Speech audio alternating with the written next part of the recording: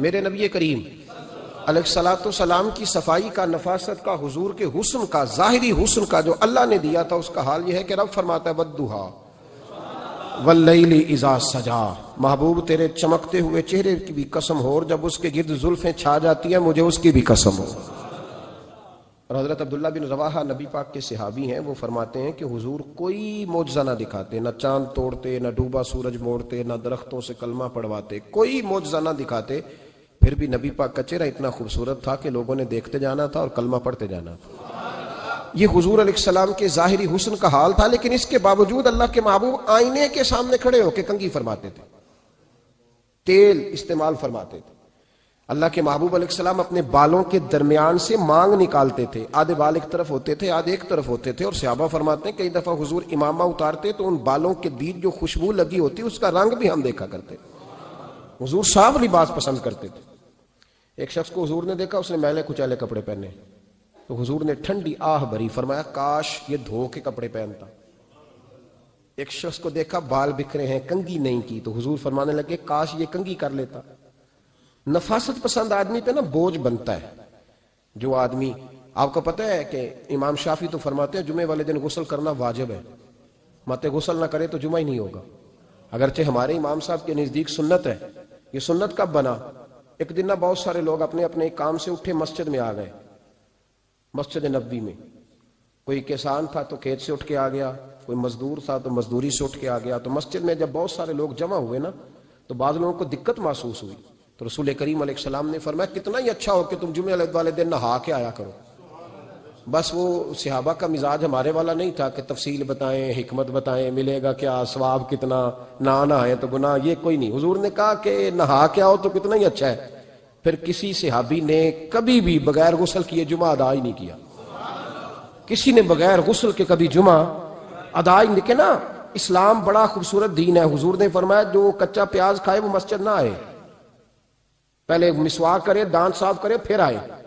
نبی پاک صلی اللہ علیہ وسلم نے فرمایا جو کچی مولی کھائے مسجد نہ آئے۔ مولی کھانا جائز ہے، پیاز کھانا جائز ہے، لیکن منہ سے بدبو آتی ہے۔ نبی پاک علیہ السلام کا ظاہری حسن کیا بات ہے۔ میلاد مبارکہ میں نبی پاک علیہ السلام کی جو چیز بڑی کھل کے واضح ہوتی ہے وہ رسول اللہ کا حسن و جمال ہے۔ آپ کی والدہ سیدہ طیبہ طاہرہ حضرت سیدہ آمنہ رضی اللہ تعالیٰ، اماں جی کہتی ہیں کہ میرے محبوب جب میرے بطن اقدس میں آئے تو جو تکالیف عورتوں کو ہوتی ہے مجھے ان میں سے کوئی تکلیف بھی نہیں ہوئی، اور اماں جی کہتی ہے مجھے کبھی کوئی ثقل، کوئی بوجھ محسوس نہیں ہوا، اور فرماتی ہیں کہ جو ولادت کے وقت لوگوں کو، عورتوں کو تکلیف ہوتی ہے مجھے وہ بھی نہیں ہوئی، اور فرماتی ہیں کہ نبی کریم علیہ السلام پیدا ہوئے تو ہمیں حضور علیہ السلام کی ناف کو کاٹنا نہیں پڑا، ناف بریدہ پیدا ہوئے، ختنہ شدہ پیدا ہوئے۔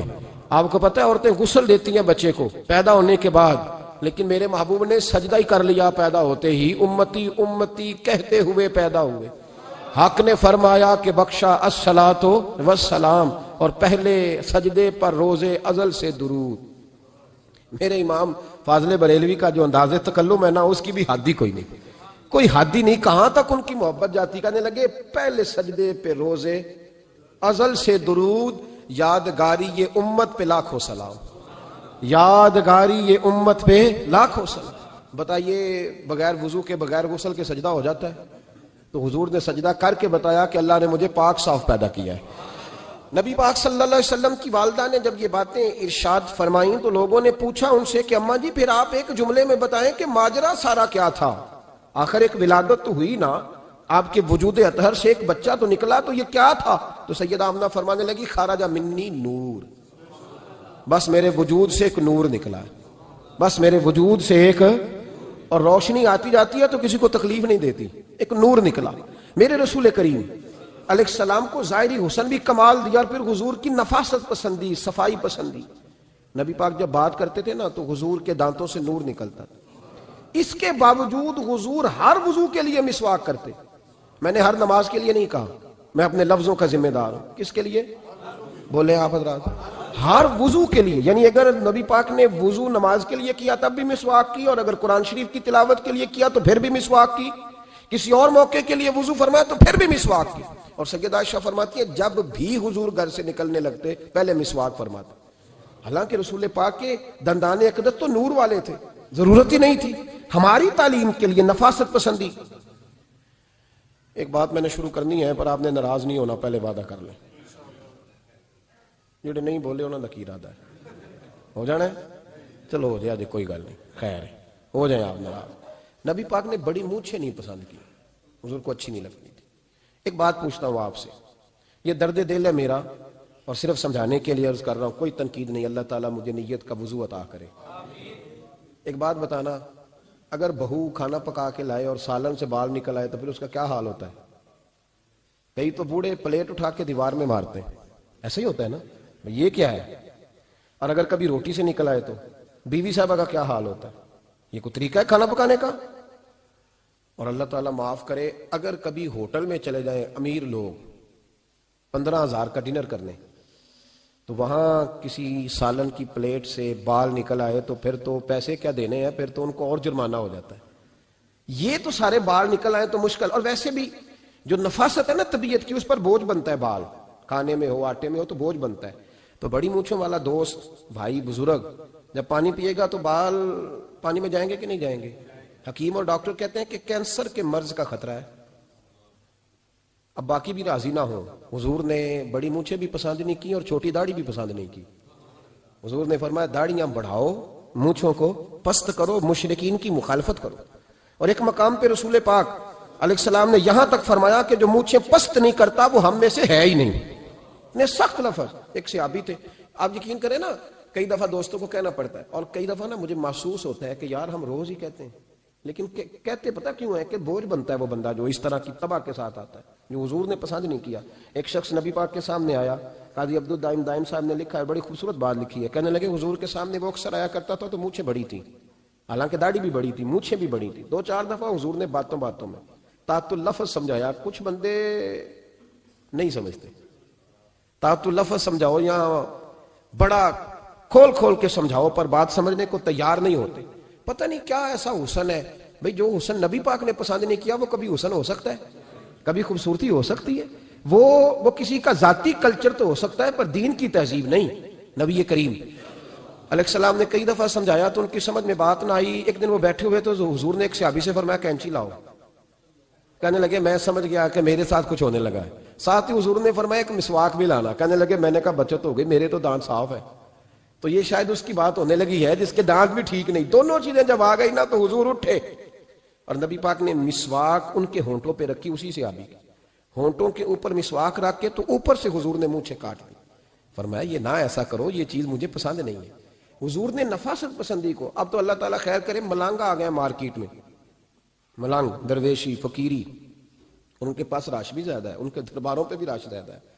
جی کہتے ہیں حضرت صاحب درویش آدمی ہے. بھئی روٹی تو پورے ٹائم پہ کھاتا ہے, مونچھیں کٹوانے میں ہی درویش ہو گیا, نہ بال کٹواتا ہے نہ مونچھیں کٹواتا ہے. یہ گرو نانک کی تعلیمات ہیں, یہ نبی پاک کی تعلیم نہیں. وجود کا کوئی بال نہ کٹوانا یہ سکھوں کا طریقہ ہے, مسلمانوں کا یہ انداز. یہ کدھر کی فقیری ہے؟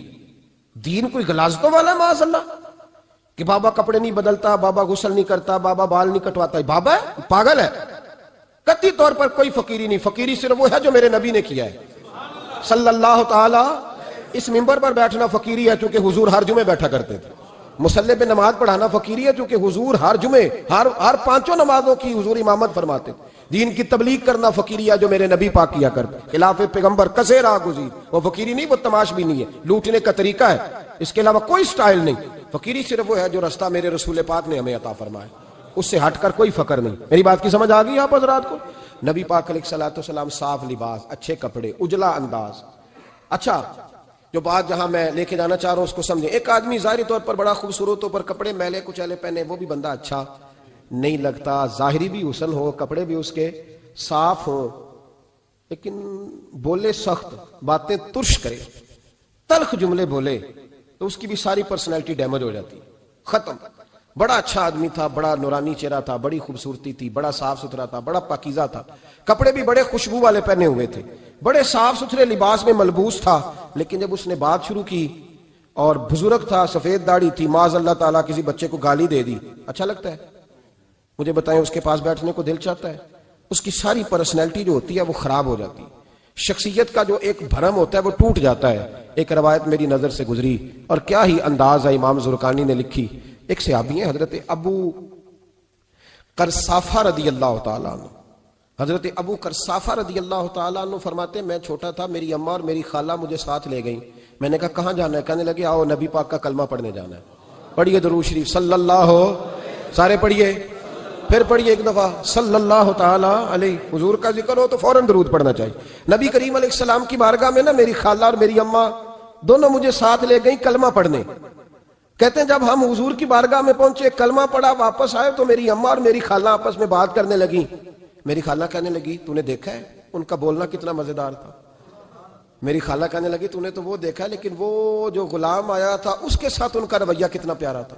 تو نے دیکھا جب وہ کھانا کھا رہے تھے تو پہلا خیال انہوں نے ہمارا کیا۔ بار بار وہ ان کا ذکر کرتی، کہتے آپس میں حضور کی شانیں بیان کرتی، میری اماں بھی میری خالہ بھی۔ بالآخر بات لمبی ہو گئی تو میری اماں بولی، کہنے لگی بس کر، ہم کتنی عظمتیں بیان کریں گے، مجھے تو 3 باتیں سمجھ میں آئی ہیں۔ کتنی؟ 3 باتیں مجھے سمجھ میں آئی ہیں۔ کہا وہ کیا؟ تو کہنے لگی ما رأینا مثل ھذا الرجل احسن وجھا ولا القى ثوبا ولا البنا کلاما۔ کہنے لگی مجھے تو 3 باتیں سمجھ میں آئی ہیں کہ نہ اتنا خوبصورت چہرے والا کوئی شخص دیکھا ہے، اور نہ اتنے صاف کپڑوں والا کو دیکھا ہے، اور نہ ہی اتنی میٹھی بولی بولنے والا کوئی دیکھا ہے۔ تینوں باتوں کی کمال ہے، ظاہری حسن بھی کمال، کپڑوں کی صفائی بھی کمال، اور رسول پاک کا بولنا بھی کمال، لب و لہجے میں مٹھاس بھی خوبصورتی والی۔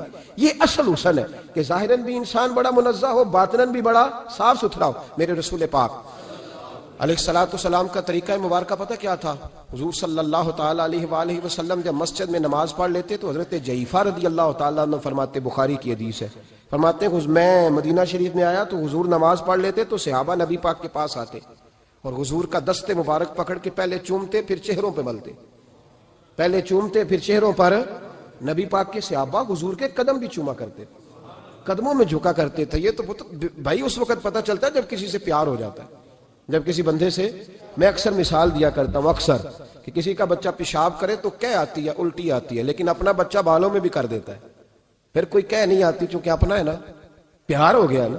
اب وہ کیفیت جب کسی سے محبت ہو جاتی ہے نا تو کچھ چیزیں صرف سمجھنے کی نہیں، کچھ چیزیں ایسی ہوتی ہیں جو محسوس کرنے والی ہوتی۔ اس نے کہا تھا عشق ایک ڈھونگ ہے، میں نے کہا تجھے عشق ہو خدا کرے، پھر کوئی تجھے اس سے جدا کرے، تو اسے تسبیحوں پہ پڑھا کرے، تو اسی کا نام جپا کرے، تو گلی گلی پھرا کرے، پھر میں کہوں کہ عشق ایک ڈھونگ ہے اور تو نہیں کہا کرے، پھر میں کہوں کہ عشق ایک ڈھونگ ہے اور تو۔ اس نے کہا تھا عشق ایک ڈھونگ ہے تو میں نے کہا تجھے عشق ہو خدا کرے۔ بھائی یاد رکھو جب انسان کو محبت ہوتی ہے تو پھر اس کے انداز بدل جاتے ہیں، اس کے طور طریقے تبدیل ہو جاتے ہیں۔ وہ میں اکثر ایک بات کہا کرتا ہوں، میں کہتا ہوں بچہ باہر سے برگر کھا کے آ جاتا ہے رات کو، اماں کہتی بیٹے روٹی کھا لو، کہنا تو گوبھی پکائی میں نہیں کھانی، حالانکہ برگر کھا آیا ہے، دور سے کھا آیا ہے، تو اماں اس کو کہتی ہے پھر میں سوئیاں نہ بنا دوں تھوڑی سی اپنے بیٹے کو، فٹافٹ چاول نہ تجھے ابال دوں، ساتھ میں باریک دال بنا دیتی ہوں، کہتا نہیں میری مرضی کا پکاتے ہی نہیں، میں نے نہیں کھانا۔ ایسے اب ابا جو ہے نا، ابا وہ اماں کو سمجھا رہا، کہتا چھڈ پرا، بھوک لگے گی تو آپ ہی کھا لے گا، تھوڑا ایڈی ٹینشن ہے، ایویں پہ تینوں ستاندا ہے۔ اماں کیا کہتی ہے؟ کہتی نہیں مجھے نیند نہیں آ رہی، کھائے گا تو سکون آئے گا۔ اب اس کو آپ لاکھوں دلیلیں دیں کہ سیانا بیانا ہے، بچہ نہیں ہے، 22 سال کا ہے، 24 سال کا، چھوڑ تو کیا کر رہی ہے، لیکن اماں کو کوئی سمجھا سکتا؟ کیوں نہیں سمجھا سکتا کہ اسے اپنے بیٹے سے پیار بڑھائے۔ وہ کیا کرے، وہ مجبور ہے، اس کے دل کی کیفیت اس طرح کی ہے کہ کوئی دنیا کی طاقت اسے سمجھا سکتی، سوال ہی نہیں پیدا ہوتا کوئی اسے سمجھا سکے، یہ ممکن کیسے ہو، کیسے سکتا ہے؟ یہ محبت ہے۔ میرے رسول پاک علیہ السلام کے صحابی حضرت جعفہ فرماتے میں حضور کی بارگاہ میں آیا تو صحابہ کیا کرتے، نبی پاک کا دست مبارک پکڑتے، پہلے چومتے پھر چہرے پہ ملتے، بخاری ہے۔ فرماتے میں نے کہا یہ کیا کر رہے ہیں؟ پھر اچانک میرا بھی دل کیا ذرا کر کے تو دیکھو، کچھ چیزیں چکھنے پہ پتہ لگتا ہے کتنی مزیدار ہے۔ کہتے میں بھی قریب گیا، حضور کے دست مبارک میں نے ہاتھ ڈالا، فرماتے ہاتھ پکڑا ہی تھا کہ نبی پاک کا ہاتھ برف سے بھی زیادہ ٹھنڈا، فرماتے ہیں پھر میں نے پکڑ کے چہرے پہ ملا تو کستوری سے زیادہ خوشبو آ رہی تھی دست مبارک۔ فرماتے ہیں اب میرا چھوڑنے کو دل ہی نہیں کر رہا تھا، اب میری طبیعت نہیں مان رہی تھی۔ میرے نبی کریم علیہ السلام اللہ کی دلیل ہیں، ہر پاکیزگی، ہر حسن، ہر کیف اللہ نے اپنے رسول کو عطا فرمایا۔ دنیا کی جتنی غلاظتیں تھیں جب کوئی حضور کے قریب جاتا تھا تو ساری غلاظتیں دور ہو جاتی۔ کما ارسلنا فیکم رسولا منکم یتلو علیکم آیاتنا ویزکیکم، اللہ فرماتے ہیں میرے محبوب تم پر میری آیتیں پڑھیں گے اور تمہیں پاک فرما دیں گے۔ تمہاری ساری ناپاکیاں نبی پاک دور کر دے، ہر غلاظت تم سے دور ہٹ جائے۔ ایک صحابی ہیں حضرت شیبہ بن عثمان رضی اللہ تعالی عنہ، وہ کہتے ہیں میرے والد کو اور میرے چچا کو مسلمانوں نے احد میں قتل کر دیا، میرے دل میں بڑا غصہ تھا، بڑا جلال تھا کہ کبھی مجھے موقع ملے تو میں بدلہ لوں گا۔ کہتے ہیں فتح مکہ کے بعد نبی پاک علیہ السلام حوازن کی جنگ کے لیے نکلے، مجھے پتا چلا حضور جا رہے ہیں، تو میرے اندر شعلے بھڑک رہے تھے انتقام کے۔ روز میں منصوبہ بندی کرتا، پلاننگ کرتا کہ کسی طریقے سے میں ان تک پہنچوں گا اور بدلہ لوں گا۔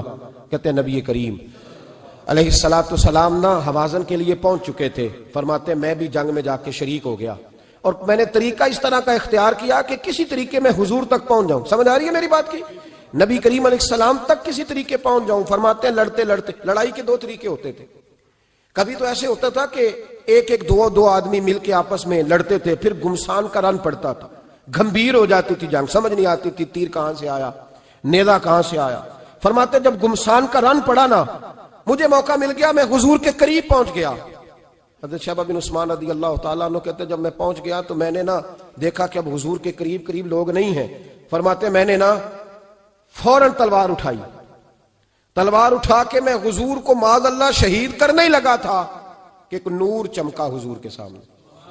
پڑھیے درود صلی اللہ علیہ وسلم۔ کہتے ہیں ایک نور چمکا، اتنی تیزی تھی اس نور میں کہ میری آنکھیں بند ہو گئی، میرے ہاتھ سے تلوار گر گئی، آنکھیں چندھیا گئی میری۔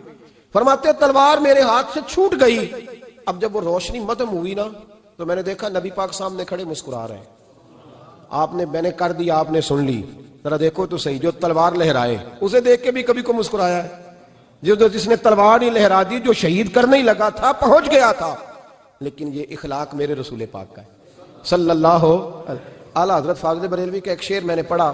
کئی کچھ چیزیں ایسی ہوتی ہیں جو بس نا وہ آتی تو سامنے ہیں، لیکن وہ اتنا لطف دے جاتی ہیں کہ ٹھنڈا ہو جاتا ہے مزاج۔ رات کو میں شعر پڑھ رہا تھا اعلیٰ حضرت کا فاضل بریلوی رحمت، اور میں نے شعر پڑھا تو مجھے اچھا لگا سنانا۔ ایک دوست کو میں نے فون کیا، میں نے کہا یار ذرا شعر تو سن لے، یہ پہلی دفعہ نظر سے گزرا ہے، ابھی سیدھا سادہ لیکن روح تک اتر گیا۔ اعلیٰ حضرت فرمانے لگے نبی پاک کے بارے میں، فرمانے لگے سیدھی سیدھی روش پر کروڑوں درود، سیدھی سیدھی روش پر، بالکل سیدھی ہے حضور کی باتیں، کسی پیچیدگی کی ضرورت نہیں۔ کہنے لگے سیدھی سیدھی روش پر کروڑوں درود، سادی سادی طبیعت پہ لاکھوں سلام، سادی سادی طبیعت پہ سیدھی سیدھی روش پر کروڑوں درود، اور سادی سادی طبیعت پہ لاکھوں سلام۔ میرے نبی کریم صلی اللہ علیہ وسلم مجھے دیکھ کے مسکرائے، اور فرمایا جب حضور مسکرائے نا تو میں نبی کریم علیہ السلام کو دیکھ کے حیران ہوا کہ میں نے تلوار تانی تھی اور حضور نے مسکرانا شروع کیا۔ فرماتے اب حضور نے مجھے بلایا، آواز کے ساتھ نہیں بلایا، حضور نے اشارہ کیا یوں کر کے، فرمایا ادھر آؤ نا۔ فرماتے مجھے اب یہ بھی سمجھ نہیں آئی کہ کس نے مجھے اٹھا کے حضور کے قریب کر دیا۔ فرماتے میں نبی کریم کے قریب گیا تو حضور نے میرے دل پر 3 تھپکیاں دی۔ ایک تھپڑ ہوتا ہے، ایک تھپکی ہوتی ہے، پتہ ہے نا فرق کا؟ ایک تھپڑ کو مارے تو جلال آتا ہے اور تھپکی دے تو پیار آتا ہے۔ کہتے ہیں حضور نے 3 تھپکیاں دی اور دی بھی میرے دل پر، ایک پھر 2 پھر 3۔ کہتے ہیں پہلی تھپکی دی تو میرے اندر سے کفر نکل گیا، دوسری تھپکی دی تو میرے اندر ایمان داخل ہو گیا، اور تیسری تھپکی جب نبی پاک علیہ السلام نے دی تو مجھے ہر چیز سے بڑھ کر رسول اللہ سے پیار ہو گیا، محبت ہو گئی نبی کریم سے۔ آپ فرماتے ہیں اب حضور نے نا فوراً میرے ہاتھ میں تلوار تھمائی، فرمایا پہلے تو ہمارے خلاف لڑ رہا تھا، تلوار پکڑ، اب ہماری طرف سے لڑ، تلوار پکڑ اور لڑ۔ آپ فرماتے ہیں میں اتنا لڑا کہ جو حضور کا دشمن سامنے آتا میں گلا کاٹ دیتا، جو آتا میں اس کے ٹکڑے کر دیتا۔ فرماتے ہیں پہلے میں باپ کا بدلہ لینے آیا تھا، اور اب میرا یہ حال ہے کہ اگر میرا باپ بھی سامنے آئے گا تو میں اس کا بھی گلا کاٹ دوں گا، لیکن حضور کے قریب کسی کو جانے نہیں دوں گا۔ حضرت شیبہ بن عثمان کہتے ہیں جنگ ختم ہو گئی، حضور خیمے میں گئے، میں بھی گیا۔ اب نبی پاک لوگوں سے باتیں کر رہے ہیں، حضور لوگوں سے باتیں کر رہے ہیں، میں ایک کونے میں بیٹھا سوچ رہا ہوں کہ میں تو بدلہ لینے آیا تھا، یہ میرے ساتھ ہوا کیا؟ حضور لوگوں سے باتیں کرتے جا رہے ہیں، میں سوچتا جا رہا ہوں کہ میں تو انتقام لینے آیا، یہ کیا معاملہ ہوا؟ کہتے محبوب نے اچانک میری طرف نظر اٹھائی اور فرمانے لگے شیبہ ایک ارادہ تو نے کیا تھا جو غلط تھا، اور ایک ارادہ میرے رب نے کیا ہے اور تیرے اوپر فضل فرما دیا ہے۔ فرماتے حضور نے اب مجھ سے فرمایا کوئی خواہش ہو تو بتاؤ، مانگ لو کچھ مانگنا ہے تو۔ میں نے عرض کی یا رسول اللہ میری بخشش کی دعا کر دو، بڑا میرا خوفناک ماضی ہے، میں اسلام کا بڑا دشمن رہا ہوں، حضور دعا کر دیں یاد ماضی عذاب ہے یا رب، چھین لے مجھ سے حافظہ میرا، یا رسول اللہ بڑے گناہ ہیں میرے، دعا کر دیں۔ کہتے میں نے دعا کے لیے کہا اور حضور پھر دوسرے لوگوں سے باتیں کرنے لگے، کبھی اس سے کبھی اس سے کبھی اس سے۔ میں سوچنے لگا کہ میری بات کا کوئی جواب ہی نہیں آیا۔ جب تو 3 بار میں نے سوچا تو میرے کریم نے پھر توجہ میری جانب کی اور فرمایا تو نے بخشش کی دعا کا کہا تھا، میں نے سن لیا ہے، رب کریم نے تیری بخشش فرما دی ہے، اللہ نے تجھے بخش دیا ہے، تیری خطائیں رب کریم نے معاف کر دی۔ نبی پاک کے دست مبارک کی برکت، رسول پاک۔ ایک صحابی تھے حضرت فرقد ان کا نام تھا رضی اللہ تعالی۔ پہلے نا میں جب گفتگو کیا کرتا تھا نا تو میں صحابہ کا نام نہیں لیتا تھا، میں کہتا تھا ایک صحابی فرماتے ہیں، چونکہ صحابہ کے نام مشکل تھے، لوگوں کو یاد نہیں رہتے۔ ایک دن میرے دل میں خیال آیا کہ نام لیں گے نہیں تو انہیں آئیں گے کیسے، چلو خود کسی کو یاد ہو جائے گا، تو مجھے اچھا لگا۔ پچھلی دفعہ میں نے حضرت سعد بن ناجیہ کا نام لیا تو مجھ سے میرے دوستوں نے کہا ذرا لکھ کے دیں کیا نام تھا۔ مجھے خوشی ہوئی کہ یار اگر یہ لفظ کہے جائیں گے تو لوگوں کو دلچسپی ہوگی۔ حضرت فرقد ایک صحابی تھے، اور یہ وہ صحابی ہیں جنہوں نے حضرت عمر کے زمانے میں موصل کا علاقہ فتح کیا تھا، بڑے دلیر تھے، ان کی 4 بیویاں تھیں۔ وہ کہتے ہیں جب بھی یہ گھر میں آتے تو خوشبو اتنی اعلیٰ لگا کے آتے کہ ہم حیران ہو جاتی۔ عورتیں زیادہ تیاری کرتی ہیں نا مردوں سے کہ نہیں؟ کیا آج کل مرد زیادہ کرتے ہیں؟ چلو میں درد چھوڑو، میں اپنی اصلاح کرنا، تسی دوواں گلاں تے انجن کیتا ہے، اب پتہ نہیں سچ کیا ہے، کون زیادہ تیاری کرتا ہے؟ چلو بیٹھے جو مرد نے۔ ویسے میرے پاس جو اخباری تراشے ہیں ان میں یہ لکھا ہے کہ آج کل مردوں کے میک اپ پہ زیادہ خرچ آنے لگا ہے، یہ تحقیقی رپورٹ ہے، اور پاکستان میں سب سے زیادہ جو اخراجات ہیں وہ میک اپ کے سامان کے ہیں۔ پہلے لڑکیاں بیوٹی پارلر جاتی تھی، اب لڑکے بھی جاتے ہیں۔ پہلے صرف دلہن جاتی تھی، اب سارا خاندان جاتا ہے۔ اللہ تعالیٰ معاف کرے۔ اس کے باوجود بڑی غربت ہے ملک میں، پریشانی بھی بڑی ہے، اس کے علاوہ ہمیں غریبوں کا درد ہے، اس کے باوجود ہم لوگوں کی مدد کرنا چاہتے ہیں۔ پتہ نہیں کیا ترجمہ کیا ہم نے غریب پروری کا، کیا معنی بنایا، اللہ ہی بہتر جانتا ہے، کہ وہ چیزیں جن کی بالکل حاجت نہیں، بالکل ضرورت نہیں، ان پر لاکھوں لٹا کے کہتے ہیں وہ دیکھو بیچارے کو روٹی نہیں مل رہی۔ تو بھائی آپ مہربانی کرتے خالی کنگھی کر لیتے، باقی پیسے غریب کو دے دیتے۔ لیکن چلے معیار ہے نا ہمارا، اپنا معیار ہے، اس پر میں جاتا نہیں، بات نہیں کرتا۔ نبی کریم علیہ الصلوۃ والسلام کے صحابی، ان کی ازواج کہتی ہیں کہ اب عورتیں زیادہ تیاری کیا کرتی تھیں، لیکن وہ جب گھر آتے نا تو اتنی خوشبو لگاتے، کہتی ہم چاروں مل کے کوشش کرنے لگی، ڈھونڈنے لگی کہ وہ خوشبو کا پتہ کریں جو یہ لگاتا ہے۔ ہم نے بازار سارے تلاش کر لی۔ عرب کے اندر آج بھی خوشبو کا بڑا شوق ہے اور بڑی مہنگی خوشبو ملتی ہے، کبھی آپ بازار جائیں، کہتی ساری خوشبوئیں لگا لی، تھک گئیں۔ ایک دن چاروں سوتنے مل کے بیٹھی، کہنے لگی ہم نہیں اس کا مقابلہ کر سکتے، آج پوچھ ہی لے کہاں سے خوشبو لگاتا ہے، پوچھ ہی لیتے ہیں، چلو بات ہی ختم ہو جائے، پوچھ لیں۔ یہ ہم جتنی مرضی اعلیٰ لگائیں، جب یہ آ جاتا ہے نا، کچھ لوگ میرے محفل ہوتے ہیں، جہاں آ جاتے ہیں وہاں چھا جاتے ہیں، تو یہ جب آتے ہیں تو چھا ہی جاتے ہیں۔ کیا کریں، اس طرح کا میرے محفل ہے، کیا کریں اس کا؟ فرمانے لگی ایک دن چاروں سوتنوں نے مل کے ان کو بٹھا لیا، کہنے لگی بتاؤ تو صحیح خوشبو کون سی لگاتے ہو؟ کہنے لگے کوئی بھی نہیں، کبھی لگائی نہیں، آج تک نہیں لگائی۔ تو کہتے ہیں بیویاں کہنے لگی صحابہ تو غلط بیانی نہیں کرتے، پر آپ کیا بات کر رہے ہیں، یہ کیسے ہو سکتا ہے کہ آپ آتے ہیں تو ہم حیران ہو جاتی ہیں۔ فرمانے لگے جس دن کی تم لگی ہوئی ہو نا میری خوشبو کا مقابلہ کر دے، مجھے پہلے دن کا پتا ہے۔ تو میں نے کہا چلو زور لگا ہی لیں، دیکھ ہی لیتے ہیں کہاں تک بات جاتی ہے تمہارے پاس جتنا زور لگا لو۔ بہرحال میں اللہ کی قسم اٹھا کے کہتا ہوں کبھی نہیں لگائی۔ تو بیویاں کہنے لگی پھر بتا تو صحیح، تو ایک دلیر آدمی ہے، اور جو دلیر لوگ ہوتے ہیں وہ خوشبوؤں کے اور کپڑوں کے اور ان چیزوں میں زیادہ وقت نہیں لگاتے، ان کے تو مشن اور طرح کے ہوتے۔ آپ تو مجاہد قسم کے آدمی ہیں، پر ہر وقت خوشبو آتی ہے۔ تو حضرت فرقد رو پڑے، کہنے لگے بیمار ہو گیا تھا، لاچار ہو گیا، حکیموں طبیبوں نے انکار کر دیا، وجود پر میرے آبلے نکل آئے، پھنسیاں بن گئی، ان میں پیپ بھر گئی، بیٹھ نہیں سکتا تھا، اٹھ نہیں سکتا۔ جب تھک گیا نا تو دروازہ رسول پہ چلا گیا، جب تھک گیا طبیبوں کا، تھکایا ستایا حضور کی بارگاہ میں، کہا محبوبہ دیکھے تو صحیح میرا کیا حال۔ حضور ذرا دیکھ کے، چل نہیں سکتا، سو نہیں سکتا، بیٹھ نہیں سکتا، تیرے علاوہ غم کسے بتاؤں؟ کہتے ہیں حضور نے فرمایا 70 ڈھانپ لے، باقی سارے کپڑے اتار دے۔ 70 ڈھانپ لے، کہتے ہیں ٹخنوں سے لے کر ناف تک میں نے 70 ڈھانپ لی، باقی سارے کپڑے اتارے۔ حضور کیا کریں گے؟ فرماتے ہیں نبی پاک نے دست مبارک اٹھایا، برف سے ٹھنڈا، کستوری سے زیادہ مہکنے والا، فرماتے ہیں پورے وجود پر میرے حضور نے دست مبارک ایک دفعہ لگا دیا، اب جدھر جدھر سے گزرتا ہوں ساری دنیا خوشبو سے بھر جاتی ہے۔ یہ نبی پاک کا دیا ہوا نور ہے، یہ حضور کی عطا کردہ شفا ہے، یہ رسول پاک کے حسن کی خیرات ہے۔ ایک شاعر نے ایک فکرہ کا کمال کر دی، کہنے لگا ظلمت کو ان کے نور نے کافور کر دیا، جس پر پڑی نظر اسے بھی نور کر دیا۔ رسول پاک علیہ السلام کے دست خیر میں وہ برکات تھیں۔ حسن کی دو قسمیں ہوتی ہیں، ایک حسن ہوتا ہے ملمہ سازی والا، بیوٹی پارلر والا، ایک حسن ہوتا ہے باطن کا۔ بچے پتہ کیوں خوبصورت ہوتے ہیں؟ اس پر علماء مناطقہ نے بحث کی ہے، محدثین نے لکھا ہے۔ بچہ گدھے کا بھی ہو تو پیارا لگتا ہے، چھوٹا بچہ اگر اس کا رنگ بہت گورا نہ بھی ہونا، صرف چھوٹا ہو، وہ پیارا لگتا ہے، اس میں ایک جاذبیت ہوتی ہے۔ اس پر ہمارے مفسرین نے، محدثین نے، علماء مناطقہ نے ایک بحث کی ہے۔ وہ کہتے ہیں اصل بات یہ ہے کہ بچے جھوٹ نہیں بولتے، بددیانتی نہیں کرتے، دھوکہ نہیں کرتے۔ یہ جو اندر کی عیاریاں ہوتی ہیں نا، چہرہ بھی خطرناک کر دیتی ہیں، اور جب اندر حسن ہوتا ہے تو باہر بھی حسن ہی ہوتا ہے۔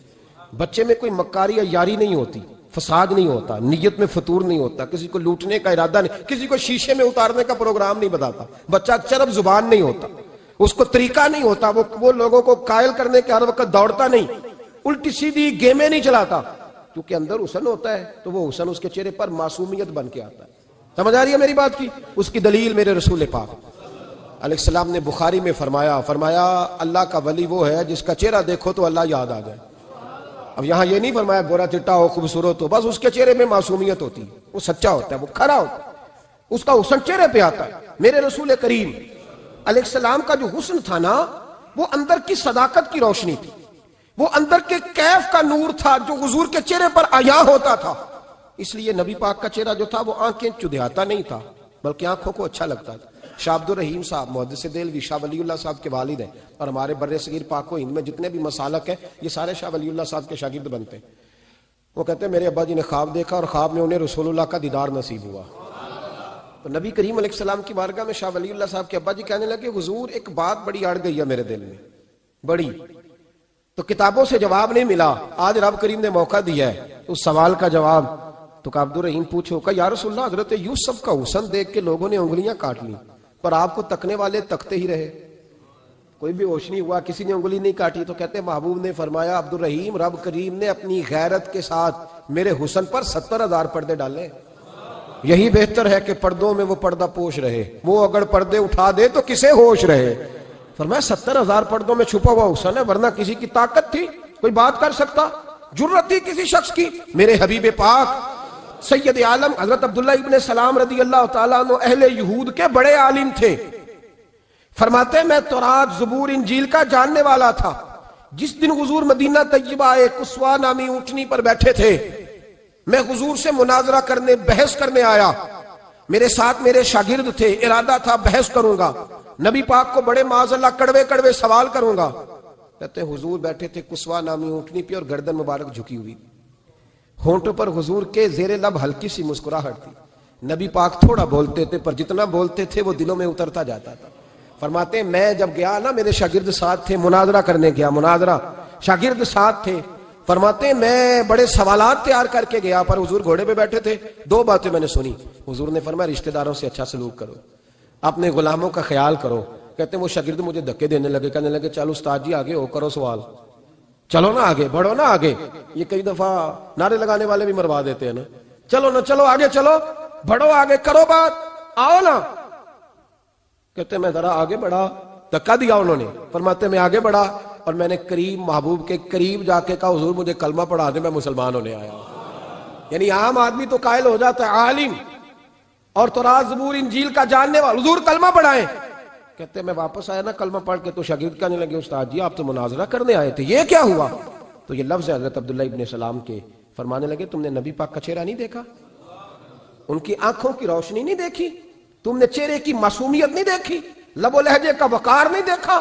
کتنے دنوں کے تھکے ماندے آج وہ مدینے پہنچے، پر ان کے لب و لہجے میں کوئی اکتاہٹ، کوئی تھکاوٹ، کوئی لفظوں میں جھول تم نے دیکھا ہے؟ فرمانے لگے جس کا اس طرح کا چہرہ ہوتا ہے وہ جھوٹا نہیں سچا ہوا کرتا ہے۔ میرے نبی پاک علیہ السلام کے غلام حضرت طارق بن عبداللہ رضی اللہ تعالیٰ عنہ فرماتے ہیں کلمہ پڑھنے سے پہلے ایک دفعہ ہمارا سارا قبیلہ تجارت کے لیے نکلا تھا، اور اس وقت منظر یہ ہوتا تھا کہ ہم اپنی عورتوں کو بھی ساتھ لے جاتے تھے، 6 مہینے سفر کرنا ہوتا تھا، اونٹ گھوڑے ہم بیچا کرتے تھے، عورتیں بھی ساتھ رہتی، کھاتے بھی پکاتے بھی۔ کہتے ہیں ایک سفر سے ہم واپس آ رہے تھے تو مدینے کے باہر صحرا میں ہم نے پڑاؤ کیا، اکیلے رسول پاک صلی اللہ، پھر ایک دفعہ پڑھیے گا، ایک دفعہ پھر کہیے گا صلی اللہ تعالی علیہ وسلم. کہتے ہیں نبی پاک تنے تنہا اکیلے حضور نہ سیر کرتے کرتے کرتے کرتے ہمارے قافلے کے پاس سے گزرے, خیمے لگے تھے, پڑاؤ کیا, محبوب تشریف لے آئے. کہتے ہیں حضور سید عالم صلی اللہ تعالی وسلم تشریف لائے. کوئی قبیلے میں سے قافلے میں سے حضور کو جانتا نہیں تھا. ایک سرخ رنگ کا اونٹ تھا ہمارے سردار کا جو بکنے سے رہ گیا تھا, بڑا خوبصورت. کہتے ہیں نبی پاک کو پسند آ گیا. حضور پوچھنے لگے تم کون ہو؟ کہا جی مسافر ہے. کہاں سے آئے ہو؟ فلاں جگہ سے آئے ہیں. کس لیے آئے ہو؟ ہم تجارت کی غرض سے نکلے. اونٹ بیچو گے؟ بیچنا ہے. کتنے کا سودا طے ہوا؟ اس نے کہا اتنے لینے, حضور نے کہا اتنے دینے ہیں. بات طے ہو گئی. کہتے ہیں لگام حضور نے پکڑی اور فرمانے لگے وہ سامنے میرا شہر ہے جس کا نام مدینہ, وہ میرا شہر ہے. میں ابھی مدینے جاتا ہوں, اپنے غلام کو بیچتا ہوں اور تمہیں آ کے نہ قیمت دے جاتا ہے. محبوب گھوڑے کی لگام تھا, اونٹ کی لگام تھا, میں نکیل تھا, میں اونٹ تھا سرخ رنگ کا. حضور لے کے جب نکلے نا, تھوڑا سا چند قدم آگے گئے تو ان میں سے ایک شخص بولا, کہنے لگا سردار اب سیانے لوگ ہیں, سمجھدار ہیں. اس شخص کا نام پوچھا آپ نے, قبیلہ پوچھا ہے, ایڈریس کا پتہ ہے, پتہ ہے کہاں رہتا ہے, اتنا قیمتی اونٹ دے دیا. سردار بھی کہنے لگا, سارے کہنے لگے یار ان کی باتوں میں اتنی لذت تھی, ان کے گفتار و رفتار اتنی باوقار تھی, مزیدار تھی کہ ہوش ہی کوئی نہیں رہا. بھئی ہم پرانے تاجر ہیں, کبھی اس طرح کا سودا کیا ہی نہیں جس طرح کا آج ہو گیا. اوہو واقعی کچھ نہیں یاد رہا, کوئی سمجھ نہیں آئی. وہ ابھی نظر آ رہے, ایک آدمی دوڑ کے جاؤ, دوڑ کے اور جا کر کے نا ان سے کہو, بڑی جائز بات ہے, وہ ناراض بھی نہیں ہوں گے. ان سے ایک شخص کہو کہ بھئی اونٹ دے جاؤ, پیسے لے آنا اور اپنا مال لے جانا, دوڑ کے جاؤ. ایک شخص دوڑنے لگا تو سردار کی بیوی خیمے کے اندر تھی, پردے کے پیچھے سے بولی, کہنے لگی خبردار کوئی پیچھے نہ جائے, اگر پیسے مل گئے تو ٹھیک ہے, نہ ملے تو میں دے دوں گی, کوئی پیچھے نہ, کوئی نہ جائے پیچھے. سردار کہنے لگا تو جانتی ہے؟ کہنے لگی نہیں. کہا گارنٹی کیوں دے رہی ہے؟ تو کہنے لگی تم نے ان کا چہرہ نہیں دیکھا, تم تو سودے کر رہے تھے, میں پردے کے پیچھے سے دیکھ رہی تھی. پیر مہر علی شاہ صاحب کو کسی نے کہا تھا نبی پاک کا حلیہ بیان کریں, بتائیں حضور کے کان مبارک کیسے تھے, آنکھیں کیسی تھی, ناک مبارک کیسی تھی, بینی مبارک کیسی تھی. تو پیر مہر علی شاہ صاحب کہنے لگے کوئی مثل نہیں ڈھولن دی. کہنے لگے مجھ سے نہیں بیان ہوتا حضور کا حلیہ, کوئی مثل نہیں ڈھولن دی. تو چپ کر مہر علی, ایتھے جا نہیں ہوں بولن دی, بس کر, تو بیان کر سکتا ہے, اتنی طاقت. اعلیٰ حضرت نے کہا لم یاتی نذیرک فی ناظرن مثلے تو نشد, پیدا جانا. کہا حضور مثال تو تب آپ کی بنے گی نا, کوئی آپ کی طرح کا پیدا تو ہوگا, تب بھی مثال بنے گی, تو جب ہوا ہی نہیں تو مثال کیسے بنے گی. کہنے لگی کوئی نہ جائے, نہ پیسے آئے تو میں دے دوں گی. میں تو پردے کے پیچھے سے دیکھ رہی تھی, ان کے چہرے کا وقار دیکھا, ان کی آنکھوں کی روشنی دیکھی, ان کے لفظوں کا حسن دیکھا. تم 50 باتیں کرتے تھے, وہ ایک جواب دیتے تھے اور گنے چنے لفظ بولتے تھے. ان کی سادگی کا وقار دیکھا, جانے دو, نہ پیسے آئے تو میں دوں گی. کہتے ہیں حضور گئے, تھوڑی دیر کے بعد ایک کالے رنگ کا حبشی غلام آیا, پیسے بھی پکڑے اور اپنی چادر میں نا کھجورے باندھ کے تو پیچھے ڈالی ہوئی, اور دیہاتی لوگ پیچھے نہیں ڈال لیتے, کھجورے ڈال کے پیچھے. کہتے ہیں وہ آئے اور ان کے آنے کا انداز بھی بڑا نرالا تھا. کہتے ہیں وہ جھومتے جھومتے اللہ کا ذکر کرتے, اللہ الصمد کرتے پہنچ گئے اور آگے کہنے لگے تم سے میرے نبی نے اونٹ خریدا ہے؟ تم سے؟ کہا ہم سے خریدا ہے. کہنے لگے یہ تمہارے پیسے, اور پھر چادر کھول کے صحرا پہ بچھا دی. کہنے لگے یہ تمہارے پیسے اور کھجورے کھاؤ, میرے نبی نے تحفہ بھیجا ہے, کھاؤ حضور نے تحفہ بھیجا ہے. تو وہ سردار کی بیوی اوٹ ہٹا کے کہنے لگی, اور کالے رنگ کے حبشی غلام انہیں کھجوریں کھلا, اور مجھے اس عزت والی ماں کا نام بتا جس کے گھر میں ایسا لال پیدا ہوا, انہیں کھجوریں کھلا, اور مجھے اس عظمت والے باپ کا نام بتا جس کے گھر میں ایسا پھول کھلا ہے, وہ قبیلہ تو بتا تو صحیح, وہ کون تھے. 2 گھڑیاں رکے ہیں پر خوشبو ہی پھیل گئی ہے, رنگ ہی بدل گیا, تار کوئی مثل نہ ڈھولن دی. تو چپ کر مہر علی, ایتھے جا نہیں ہوں بولن دی. حضرت طارق بن عبداللہ کہتے ہیں جناب بلال فرمانے لگے وہی تو اللہ کے آخری رسول ہے, وہی تو خاتم المرسلین ہے, وہی تو ہے جنہیں اللہ نے ساری انسانیت کے لیے نمونہ عمل بنایا. کہتے ہیں ہم اونٹ بیچنے گئے تھے پر سارے کا سارا قبیلہ ہی مسلمان ہو گیا. نبی پاک کی حضور کے ظاہری حسن کے تذکرے ہماری اولادوں کو آنے چاہیے. ایک شعر مرحوم اعظم چشتی نے کہا تھا, کمال کر دی. کہنے لگے سمجھا نہیں ہنوز میرا عشق بے ثبات, تو کائنات حسن ہے یا حسن کائنات؟ میں آج تک سمجھ نہیں سکا. سمجھا نہیں ہنوز میرا عشق بے ثبات, تو کائنات حسن ہے یا حسن کائنات. بھائیو وہ سارے طریقے اپناؤ جو رسول پاک نے عطا فرمائے.